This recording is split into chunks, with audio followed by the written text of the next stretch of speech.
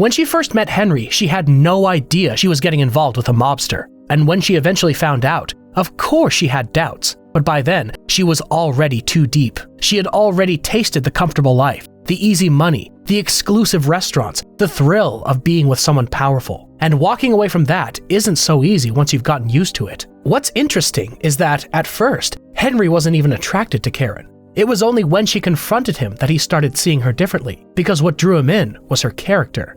Henry respected power, and when he saw that Karen had the strength to stand up to him, that's when he began to respect her, and eventually to fall in love. But over time, all of that changed. The more he surrounded himself with Jimmy and Tommy, the deeper he sank into the criminal world, the more his attitude began to shift. What had initially fascinated him about Karen, that strong way of speaking, of challenging him, eventually started to irritate him.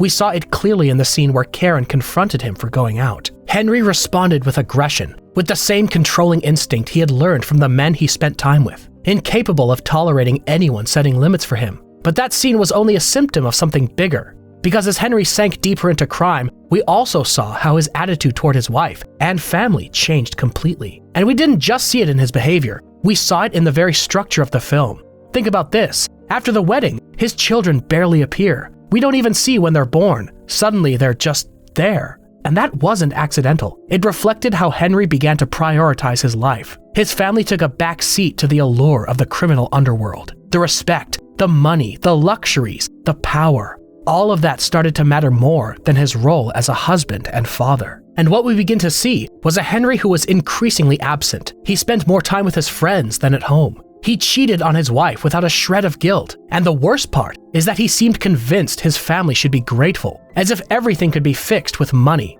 Henry projected his own materialistic values onto his family. If Karen received stacks of cash every week, then, in his logic, she had no right to complain about his cheating or his absence. If the kids lived in a big house with nice clothes and food on the table, what more could they want? He measured everything, including love, in terms of what could be bought, because that's what he learned in that world. And that logic became so deeply ingrained that it ended up poisoning his personal life. And the saddest part is that he didn't even realize the emptiness he was leaving behind. He believed he was fulfilling his role, as if being a father were a transaction, as if love could be bought with luxury. And while it's true that Karen also let herself be pulled into that world and accepted many things just to maintain the lifestyle, it's also true that there came a point when she realized just how alone she was. Because yes, they had money. They were surrounded by expensive things, but their house was empty of meaning. They had a family, but without presence. They had relationships, but they weren't genuine. They were all transactional.